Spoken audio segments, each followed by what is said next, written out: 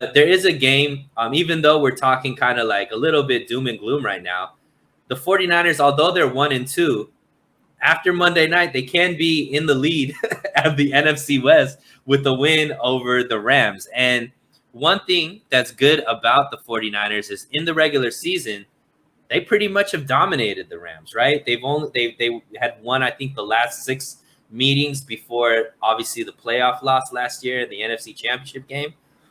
And Kyle Shanahan has just had McVay's number, and that's been with Jimmy, without Jimmy. Like, that's one team that the 49ers could win, and it could be with all the stars there, with some of the stars there. So looking at this team, right, they don't look fully there. But what do the 49ers need to fix immediately, or at least be able to execute on Monday to get back to that dominating the Rams in the regular season? They need to establish that run game more. They need to establish that run game. They need to scheme that offense to protect Jimmy.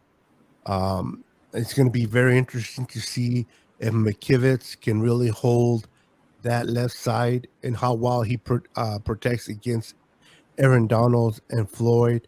Um, and it's getting the receivers involved immediately. Get the ball to Debo as much as you can. Debo is your playmaker. Debo has shown in the past, especially against the Rams, that he has been very effective.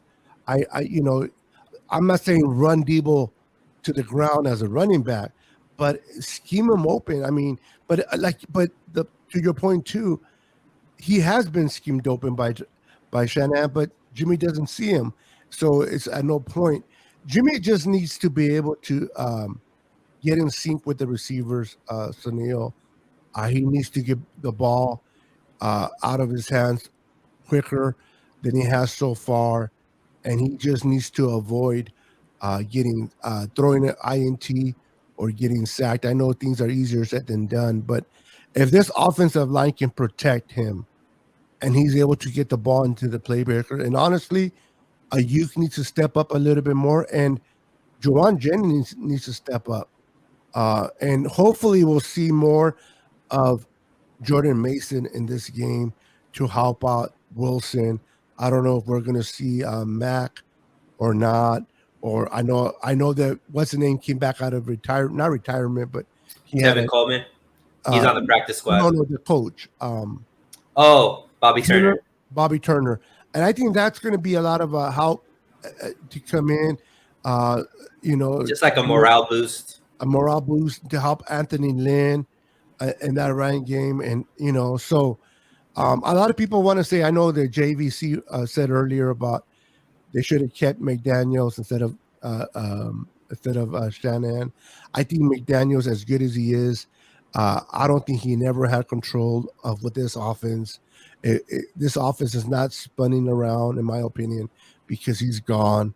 I just don't believe that. I think that he had his input, but I think Shanahan was always in control of this offense last year as he is this year. So, to your question, and without me being long-winded as I am, is just get the ball in your playmaker's hands and move the ball. If we can score, I think the Niners need to score, at least 2 touchdowns before the halftime in order for our defense to be able to hold the Rams down and win this game. But if we have a couple of 3 and outs, it's going to be a long day. And I think the defense will get tired by the fourth quarter if we can't move the ball and score. I agree with you. And, one of you mentioned that the running game needs to be established early. And unfortunately, like the Rams defense, I don't think is as good as previous years because they've lost, some key talent. Well, they're top 5 right now in stopping the run. But one thing that they're good at is stopping the run, right? They're averaging 3.8 yards per carry to opposing, offenses. Yeah. And the 49ers are averaging 4.5 yards per carry. Yeah. So that's going to be kind of a battle there. But I think that there's ways to, get still like the production of a run without actually running. You know what I mean? Like those quick Yes. slants, those quick like out routes to the not out routes, but like just like wide receiver screens, things like that. Like Yes. get Ayuk and Debo the ball and give them a chance to get those yards after carry, because I think that's what's really missing from this offense in the passing game is they're not getting a chance to get yards after the catch. They're getting the ball, and because of the placement from Jimmy or whatever, they're running out of bounds or they're getting tackled immediately because they had to slow down to catch the ball. We need to get and maybe it is just Jimmy getting back on the same page timing wise with these receivers to get them, get the ball to them quickly, which Jimmy is very good at, is getting the ball out of his hands quickly.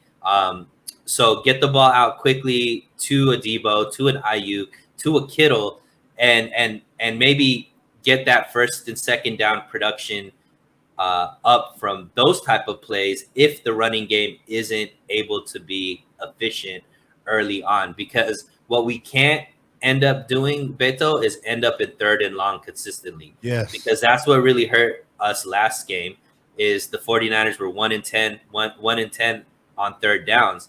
If that's another type of situation, Beto, this is going to be a loss because, I mentioned this last season, Beto, this team, 6 out of the 8 losses, including the loss in the playoffs, were within one score, close games, right? And that trend is starting again. The losses have been close games, or, even though on the scoreboard it looked bigger against Chicago, that was a very close game till the end, right? If we get into close games, for some reason, this team hasn't shown the character to be able to win that on a consistent basis. So I like what you said, and that's something that I mentioned as well. We have to have a significant lead going into the half, because if that second half, this game is close, I would put my money on the Rams figuring it out before the 49ers figuring it out. And that's just based off of what we've seen as far as the history of this team when it comes to those close games. So I agree with you completely that this team has to start quickly, has to figure some things out. And you give this defense a lead going into the half of like 10 points or so, it's going to be a rough night out for the Rams, because if you have to start playing catch up against this defense, that's the strength of it, right? Their defensive line, now a great secondary that likes that are ball hawks, likes intercepting the ball, likes getting turnovers. It becomes extremely difficult, and the Rams aren't as good as they were before. Matt Stafford has shown a propensity this season to give the ball away, right? He's averaging close to 2 interceptions per game. He's already had 5 on the season through the first 3 games. I would love to see that trend keep going, right? Where he's giving the ball up and getting those turnovers. So this is a very winnable game. And this win, Beto, can change the trajectory of this season, because all of a sudden you go from out of the playoffs to now leading the NFC West with the tiebreaker in hand. So I think it's a big game that's definitely winnable, but it's all about the execution, like you mentioned. Yeah, and it's containing really Cooper Kupp from their offense, because Robinson hasn't really done much as a free agent, in my opinion. Akers and the other running back they hasn't been really playing. Henderson haven't been playing very well. It's really Huckabee is okay. So the Niners the Niners have Emmanuel Mosley to be put on Cooper Kupp. If they can maintain Cooper Kupp, they can't stop him. But if they can hold him, I think the Niners, this game is very winnable. But you're right. This defense, if it comes in the second half with a lead, they can pin their ears back and go after the quarterback. But if we go into the half with no lead, now that DeMeco Ryans has to scheme differently. He can't just pin his ears back and go after the quarterback. Now they have to play more prevent type of defense, and it's a complete different type of defense. So if we can go in there by 10 points lead, you'll see a different DeMeco Ryans defense compared to maybe going in and we're behind 3 points. or we're Or behind up 3 7 points. points. Or Yeah, up 3 points, right? or up 3 points is not enough. We have, Mhm. so this it's really going to be up to Jimmy G, honestly, how well he executes this. And I want to see more screens. I want to see a lot of screens to Juice, to Debo, to Ray McLeod on the in and around. Mhm. Couple of trickeries in there to kind of get this offense going. Yeah, We need a manufacture push. yards, right? Like Yeah, just manufacture yards. Just get them whatever way. It doesn't have to be the normal ground and pound, whatever it is. Just manufacture yards. Keep the chains moving.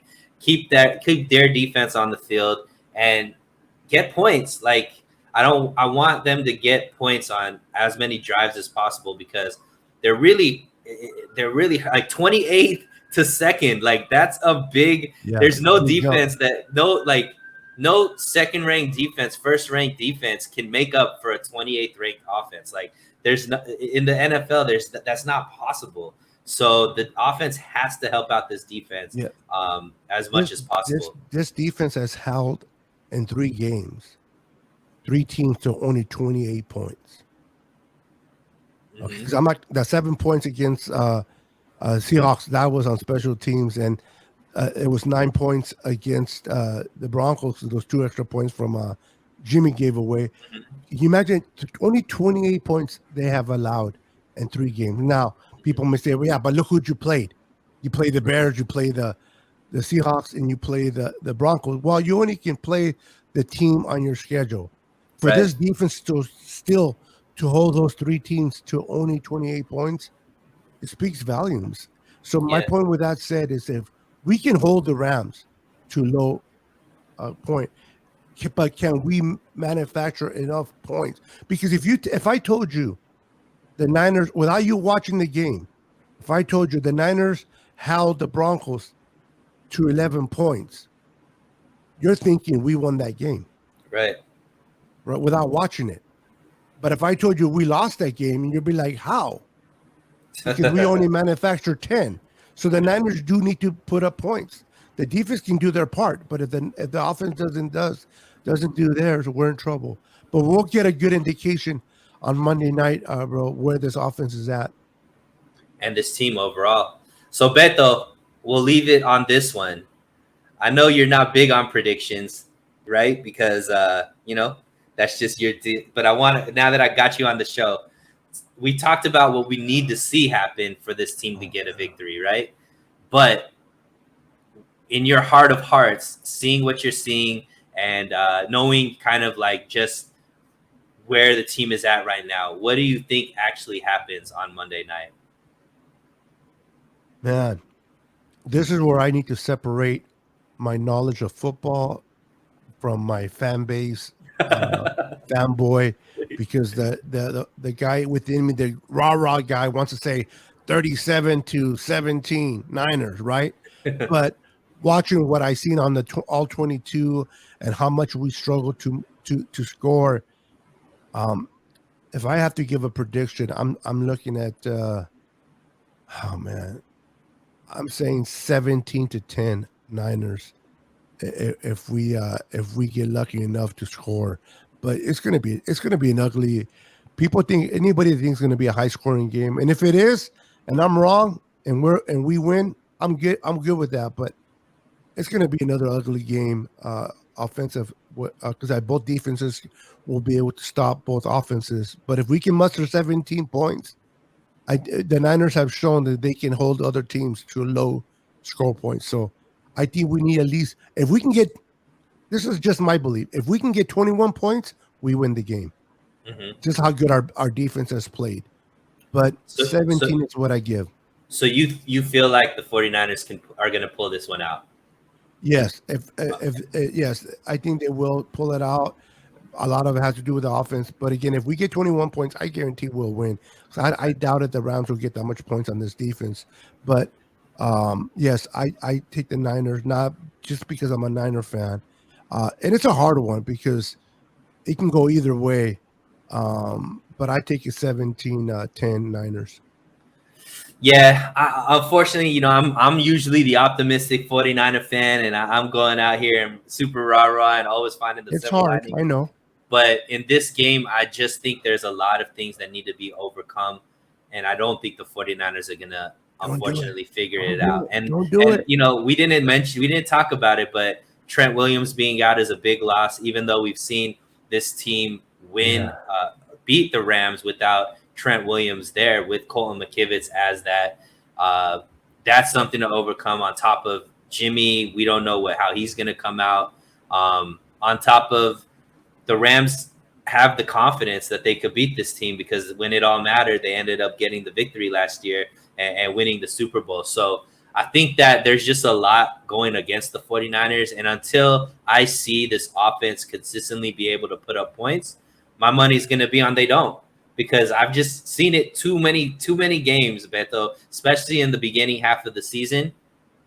This offense is too inconsistent, and I don't know. So I do think it's going to be a low-scoring game. I actually have it probably like 14-10 with the Rams winning.